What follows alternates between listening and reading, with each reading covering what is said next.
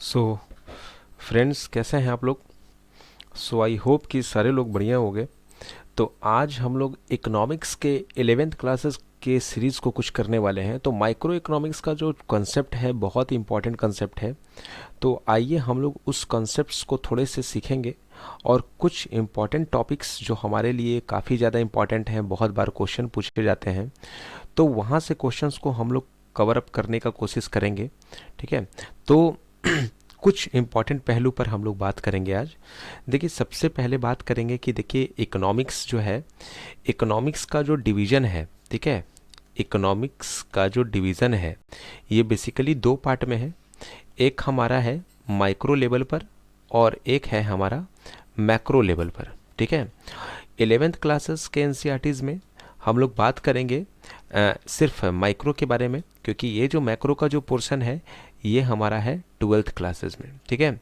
तो सबसे पहले इम्पॉर्टेंट क्या है कि हम लोग माइक्रो इकोनॉमिक्स के कॉन्सेप्ट्स को थोड़ा सा सीखेंगे। देखिए, माइक्रो इकोनॉमिक्स में क्या है कि हम लोग यहाँ पर इंडिविजुअल से जुड़ा हुआ कोई भी कंसेप्ट अगर है तो हम लोग इसको माइक्रो इकोनॉमिक्स में बात करेंगे। सपोज एक सोसाइटी है, तो सोसाइटी में बहुत सारे लोग हैं, है ना।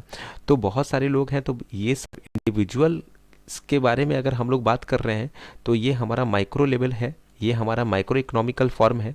और एज अ होल जब हम बात करेंगे तो ये हमारा मैक्रो इकोनॉमिकल टर्म है। ठीक है। तो जब हम लोग यहाँ पे बात करेंगे इस कंसेप्ट्स के बारे में, तो सबसे पहले यहाँ पर इम्पॉर्टेंट क्या है, यहाँ पर इम्पॉर्टेंट है हमारे लिए कि देखिए यहाँ पर डिवीज़न जो है वो डिवीज़न किस लेवल पर है। ठीक है। लेवल इन द सेंस कि भाई अगर इकोनॉमिक्स को अगर हम लोग सीख रहे हैं, पढ़ रहे हैं, तो इकोनॉमिक्स क्या हमको बता रहा है। तो देखिए कुछ प्रॉब्लम्स हैं यहाँ पर।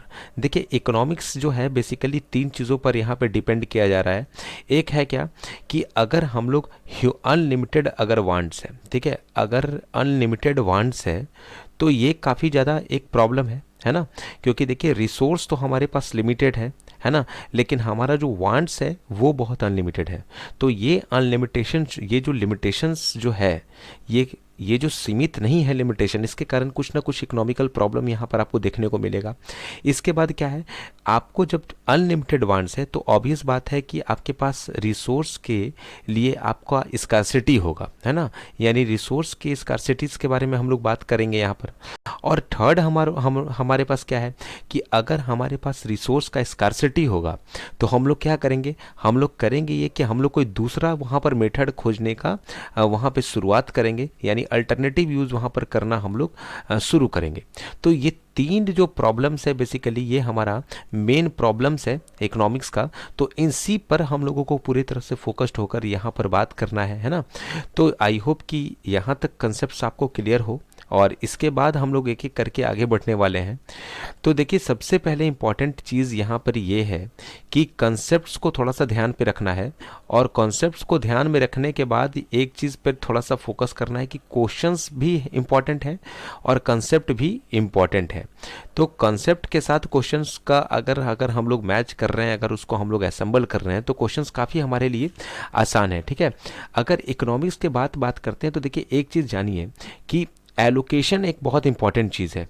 ठीक है। एलोकेशन, एलोकेशन का मतलब ये होता है कि अगर इकोनॉमिक्स है तो इसको कहाँ कहाँ पर हम लोग अलग से हम लोग इसको मैनेज करेंगे। ठीक है। तो जब मैनेज करने का बात आता है तो यहाँ पर देखिए तीन तरह से मैनेज किया जाता है कि इकोनॉमिक्स में हम लोगों को क्या चीज़ प्रोड्यूस करना है। ठीक है। इसके बाद वो प्रोडक्शन कैसे होगा, है ना, और किसके लिए वो लोग प्रोडक्शन कर रहे हैं। ठीक है। जैसे एग्जांपल, है ना, अगर हमारे पास अगर कुछ पॉपुलेशन है, उस पॉपुलेशन का डिमांड अगर सपोज कि आज के डेट में उस पॉपुलेशन का डिमांड टेक्नोलॉजी है। ठीक है। तो हमको टेक्नोलॉजी को हमको आगे प्रोड्यूस करना पड़ेगा, है ना, हमको टेक्नोलॉजी को आगे बनाना पड़ेगा, टेक्नोलॉजी को का प्रोडक्शन करना पड़ेगा। अब यहाँ पे इंपॉर्टेंट है कि क्या क्या चीज़ हमको वहाँ पर इसके लिए ज़रूरत होगा, कैसे इस टेक्नोलॉजीज़ को आगे बढ़ाया जाएगा। तो वहाँ पर इसके लिए हम लोग वहाँ पर सोचेंगे इकोनॉमिकल पॉइंट ऑफ व्यू। और हमारा टारगेट जो है वो टारगेट लोग कौन होंगे, क्या वो रिच होंगे, क्या वो पुअर सेक्शन वाले होंगे, तो ये भी टारगेट यहाँ पर इम्पॉर्टेंट है। तो अब सपोज क्या है, आप बहुत महंगे सामान बना रहे हैं तो आपका टारगेट क्या होगा, आपका टारगेट वहाँ पर होगा कि ये जितना अमीर होगा, वो जितने अमीर लोग होंगे वो खरीदेंगे, गरीब लोगों को तो आप महंगा सामान कभी खरीदने के लिए बोलिएगा नहीं। तो टारगेट होता है, कोई भी फार्म अगर प्रोडक्शन करेगा तो उसका कुछ टारगेट होगा। तो टारगेट के अकॉर्डिंग अगर कोई भी प्रोडक्शन हो रहा है तो कहीं ना कहीं वो इकोनॉमिकल बेनिफिट को कहीं ना कहीं अवेल करेगा। ठीक है, तो ये चीज़ थोड़ा सा इंपॉर्टेंट है, इसको थोड़ा सा ध्यान में रखना है आप लोगों को कि अगर एलोकेशन के बारे में बात किया जाए, इकोनॉमिक्स के बारे में, इसके रिसोर्स के एलोकेशन के बारे में, तो 3 चीज़ों पर थोड़ा सा यहाँ पे दिमाग लगाना है कि कैसे क्या चीज़ हम लोगों को बनाना है, कैसे बनाना है, और कौन ऐसे लोग होंगे हमारे पूरे मार्केट में जो उस प्रोडक्शन को अवेल करेंगे। ठीक है, तो ये चीज़ बहुत इंपॉर्टेंट है। ठीक है, इसके बाद देखिए एक इम्पॉर्टेंट कंसेप्ट यहाँ पर और भी है कि हम लोग जानते हैं एक टर्म है हमारे पास, अपॉर्चुनिटी कॉस्ट। ठीक है, अपॉर्चुनिटी कॉस्ट। तो ये अपॉर्चुनिटी कॉस्ट क्या होता है भाई? तो देखिए अपॉर्चुनिटी कॉस्ट के बारे में अगर हम लोग बात करेंगे तो सिंपल सा लैंग्वेज है कि अगर हमारे पास एक कोई सामान है, दूसरा सामान है, थर्ड सामान है, फोर्थ सामान है, तो प्रायोरिटी लेवल है। ठीक है, हमारे पास प्रायोरिटी लेवल है, हम लोग पहले वाले को चूज़ नहीं करके हम लोग सेकंड हाईएस्ट को हम लोग चूज़ कर रहे हैं और इसको हम लोग इग्नोर कर दे रहे हैं। तो हम लोग क्या कर रहे हैं, अपॉर्चुनिटी मतलब देखिए अगर एक सामान अगर है तो यहाँ पर कोई भी आपके पास ऑप्शन नहीं है, लेकिन अगर मार्केट में यहाँ 2 सामान आ गया तब आपके पास ऑप्शन है, या तो आप इसको चुनिएगा या तो इसको चुनिएगा।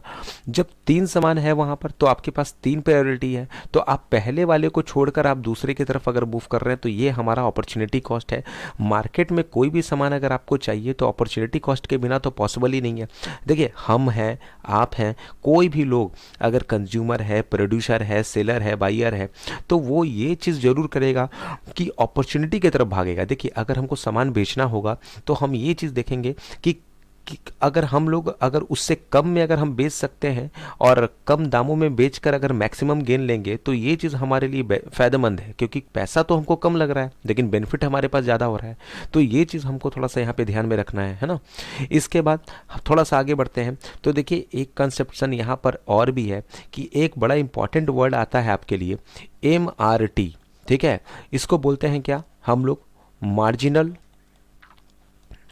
Rate of transformation. ठीक है, बड़ा अच्छा ये टर्म है। तो ये ट्रांसफॉर्मेशन का मतलब ही होता है इकोनॉमिक के मामले में एक्सचेंज करना। ठीक है, इकोनॉमी का जब बात करते हैं तो यहाँ पे एक्सचेंज जो होता है ये हमारा यहाँ पर हमारा ट्रांसफॉर्मेशन है। और देखिए मार्जिन जो है बेसिकली क्या है, देखिए सपोज कि अगर हम लोगों को 100 रुपया लगता है कोई सामान को बनाने में, तो हम लोग क्या सोचेंगे, हम लोग सोचेंगे कि कम से कम यहाँ पे अपने को प्रॉफिट हो तो 1 रुपये का तो प्रॉफिट हो। तो जितना पैसा लगा है उससे अगर थोड़ा भी अगर ज़्यादा मार्जिन से ज़्यादा हमें अगर फ़ायदा हो रहा है तो वो मार्जिनल प्रॉफिट हो रहा है ना। अगर घाटा हो रहा है तो मार्जिनल लॉस हो रहा है। तो ये जो मार्जिन है यहाँ पर यही वो मार्जिनल के बारे में बात किया जा रहा है।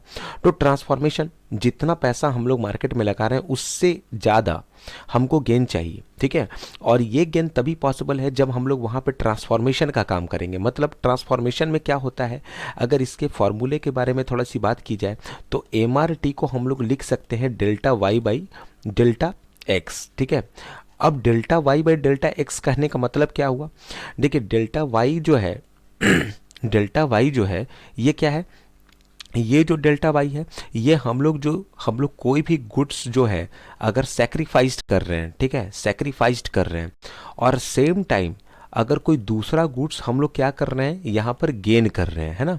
सपोज हमको 2 सामान खरीदने हैं भाई, है ना, हमको खरीदने क्या है भाई, हमको यहाँ पर एक तरफ हमको वेजिटेबल खरीदना है और हमको फ्रूट्स खरीदना है। तो वेजिटेबल का दाम बहुत ज़्यादा है तो हम क्या करेंगे, वेजिटेबल को हम लोग कुछ क्वांटिटी कम कर देंगे तो इससे फ्रूट्स हमारा बढ़ जाएगा। तो एक काल बचा हुआ पैसा दूसरे में एडजस्ट एकोमोडेट अगर किया जा रहा है तो ये ट्रांसफॉर्मेशन है। तो ट्रांसफॉर्मेशन क्यों हो रहा है, क्योंकि हमारे पास पैसा तो है, ये तो सीमित है ना। मार्जिन के पैसा अगर ज़्यादा लगा रहे हैं तो ये हमको प्रॉफिट देगा, कम अगर आएगा तो ये हमको लॉस देगा। लेकिन जो पैसा है मेरे पास वो एक क्या है, एक हमारा मार्जिनल रेट है ना। तो यहाँ पर मार्जिनल रेट ऑफ ट्रांसफॉर्मेशंस के बारे में ये बात किया गया है। इसके बाद देखिए यहाँ पर एक इम्पॉर्टेंट चीज़ यहाँ पर काफ़ी ज़्यादा इंपॉर्टेंट ये है कि देखिए इसको हम लोग MOC के नाम से भी जानते हैं। ठीक है, MRT को ही हम लोग MOC के नाम से जानते हैं, जिसका मतलब होता है मार्जिनल अपॉर्चुनिटी कॉस्ट। ठीक है, अब देखिए कंडीशन क्या है कि जब पहला पॉइंट में क्या है कि जब MOC बढ़ेगा, ठीक है। तो जब ये एमओसी बढ़ेगा तो देखिए पीपीसी आपको सिलेबस में नहीं पढ़ना है ना। पीपीसी इस बार 11th वाले सिलेबस में नहीं है ना। लेकिन आपको ये मैं अगले वीडियोस में बताता हूँ कि ये पीपीसी कैसे काम करेगा। फिलहाल आप इसको बस दिमाग में ये रखिए कि जब एमओसी बढ़ रहा है, ठीक है, तो पीपीसी जिसको बोलते हैं प्रोडक्शन पॉसिबिलिटी कर्व, ठीक है। तो पीपीसी भी यहाँ पर क्या होगा, यहाँ पर इसमें कुछ चेंजेस आएगा। और पीपीसी में चेंजेस आने का मतलब क्या हुआ कि ये जो प्रोडक्शन पॉसिबिलिटी फ्रंटियर होगा, है ना, फ्रंटियर जो इसी को एक्सप्रेस करते हैं, ये क्या होगा, इसका नेचर क्या होगा, कनकेव होगा, ठीक है। क्या होगा, कनकेव होगा, ठीक है। इसके बाद दूसरा क्या है, जब एमओसी जब डिक्रीज करेगा, ठीक है, तो ये पीपीसी जो होगा, पीपीसी इसमें इसका नेचर क्या होगा, इसके ग्राफ का नेचर हो जाएगा कन्वेक्स, ठीक है। और जब एमओसी जो होगा ये कांस्टेंट होगा, ठीक है, जब ये क्या होगा, कांस्टेंट होगा, तब क्या होगा, पीपीसी का जो नेचर हो रहा है यहाँ पर, ये डाउनवर्ड स्ट्रेट स्लोपिंग होगा। क्या होगा यहाँ पे, डाउनवर्ड स्ट्रेट, ठीक है, स्ट्रेट स्लोपिंग होगा। तो ये 3 केसेस हैं यहाँ पर, है ना। और ये तीनों केसेस बहुत इंपॉर्टेंट है। हम सब जो भी हैं, हम लोगों का कॉन्सेप्ट जो है ये पूरी तरह से यहाँ पे क्लियर होना चाहिए कि जब ये एमओसी यानी एमआरटी जब बढ़ रहा है तो इसका नेचर ग्राफ का यहाँ पर क्या हो रहा है, इसमें पीपीसी कैसे चेंज होगा, इसका जो पिक्चर होगा, इनका जो ग्राफ होगा ये कनकेव होगा। ये जब घटेगा तो ये कन्वेक्स होगा, है ना। और जब ये क्या होगा, कांस्टेंट होगा, तो ये डाउनवर्ड स्लोपिंग होगा, ठीक है। अब बात कर लेते हैं थोड़ा सा पीपीसी में क्या होता है। देखिए पीपीसी के बारे में जब बात करेंगे, ठीक है, तो पीपीसी क्या है, ये प्रोडक्शन पॉसिबिलिटी कर्व है, ठीक है।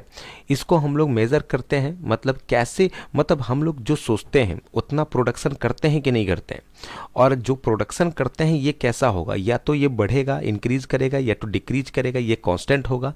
तो इसका नेचर हम लोग जिस मेथड से हम लोग रिप्रेजेंट करते हैं, ये हमारा पीपीसी है ना। अब देखिए पीपीसी में क्या होता है, हमेशा कंपेयर किया जाता है 2 गुड्स को, ठीक है, 2 गुड्स को कंपेयर किया जाता है। और इस केस में क्या होता है, रिसोर्स पर, ठीक है, इस केस में रिसोर्स पर, टेक्नोलॉजी पे, ठीक है, टेक्नोलॉजी पर, इसके साथ हम लोग की मार्केट के एफिशिएंसी पर, इन सब फैक्टर पर ये पैरामीटर काफ़ी ज़्यादा डिपेंड करता है कि रिसोर्स भी होना चाहिए, टेक्नोलॉजी भी होना चाहिए, मार्केट पूरी तरह से एफिशिएंट होना चाहिए, है ना। तो ये काफ़ी इंपॉर्टेंट है ना। आपको यहाँ पे देखना है कि अगर इस ओरिजिन से अगर दूर जा रहे हैं, है ना, ये आप राइट की तरफ मूव कर रहे हैं, है ना, तो यहाँ पर इनकम भी इंक्रीज कर सकता है, रिसोर्स भी इंक्रीज कर सकता है, टेक्नोलॉजी भी इंक्रीज करेगा। इनकम, रिसोर्स, टेक्नोलॉजी ये कुछ भी इंक्रीज करेगा, है ना, जैसे जैसे आप ओरिजिन से दूर जाइएगा, यानी राइट की तरफ जाइएगा। लेकिन दूसरी तरफ क्या है कि जैसे जैसे आप ओरिजिन के टुवार्ड्स आइएगा, तो ये यानी कि लेफ्ट की तरफ अगर आइएगा तो सेम चीज़, यानी कि जो इनकम है, इसके बाद यहाँ पर रिसोर्स है और जो टेक्नोलॉजी है वो डिक्रीज करेगा, है ना। तो ये थोड़ा सा इंपॉर्टेंट कंसेप्ट है। कोई भी ग्राफ अगर होगा तो वो या तो वो इंक्रीज कर रहा है, ये राइट की तरफ जा रहा है, यानी ओरिजिन से ये अवे जा रहा है, या ओरिजिन के ये टुवार्ड्स आ रहा है ना। तो टुवार्ड्स आएगा तो लेफ्ट है ना, लेफ्ट की तरफ शिफ्ट हो रहा है, तो ये रिडक्शन होगा, है ना। तो ये बात थोड़ा सा यहाँ पर आपको याद रखना है। देखिए इसको याद करने का एक और भी तरीका है, अगर एल है, लेफ्ट है, तो इसको एल से लेफ्ट बोल सकते हैं और एल से लो बोल सकते हैं, यानी कमने वाला है वो। तो इस तरह से आप इसको याद कर सकते हैं, है ना। क्योंकि देखिए इस बार सीबीएसई में इस सिलेबस को इसको रिड्यूस करने में इस पीपीसी को हटा दिया गया है, लेकिन इसके बाद 11th क्लासेस से 12th क्लासेस तक में इसकी बहुत ज़्यादा ज़रूरत पड़ती है। इंपॉर्टेंट कंसेप्ट में हमेशा इस पर ध्यान देना होता है कि जब भी फ्लक्चुएशंस होता है तो या तो ये इंक्रीज होगा या तो डिक्रीज होगा, और कहीं ना कहीं इससे इनकम, रिसोर्स, टेक्नोलॉजी ये सब हैम्पर होंगे, ठीक है। तो आई थिंक कि यहाँ पर आपको ये कंसेप्ट जो है, बेसिक एलिमेंट्री कंसेप्ट आपको क्लियर हुआ होगा। तो इसके बाद हम लोग अगले वीडियोस में थोड़े से आगे बढ़ेंगे, और इसमें हमारा टारगेट क्या है कि पूरा माइक्रो इकोनॉमिक्स को बहुत शॉर्ट समराइज तरीके से एक बार थोड़ा सा एक्सप्लेन कर देना है, ठीक है। तो आप लोग बने रहें, सब्सक्राइब करें, शेयर करें और लाइक करें, और कमेंट जरूर करिएगा वीडियो में कि आपको समझ में आया है, और अगर समझ में है तो कहाँ पे आपको कॉन्सेप्ट्स काफ़ी ईजी लगे हैं, तो ज़रूर से रिप्लाई करेंगे, ज़रूर से कॉमेंट करेंगे। और जिन्होंने सब्सक्राइब नहीं किया है वो मेरे चैनल को ज़रूर से सब्सक्राइब करें और शेयर करना ना भूलिएगा। Thanks for watching this video. Meet you soon.